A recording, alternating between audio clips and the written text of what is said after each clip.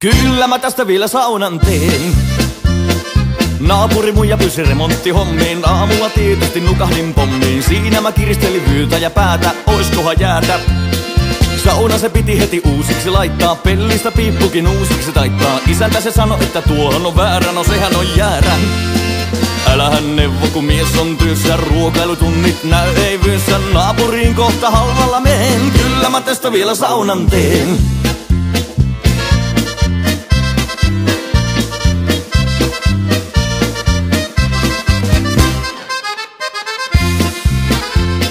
Lauteet kasasin tasasen äkkiin, turhia ruuveja heittelin säkkiin. Aattelin kunhan riulle kerkeen, kunnolla sen teen. Valmista tuli, että isänän kelpaa nostella kauhoja emänän helmaa. Piipun ripustelin melkein suoraan pyykkien nuoraan. Isäntä ja emäntä saunassa yössä, talkoo porukka täydessä työssä. Huomenna aamuksi hommiin meen, kyllä mä tästä vielä saunan teen.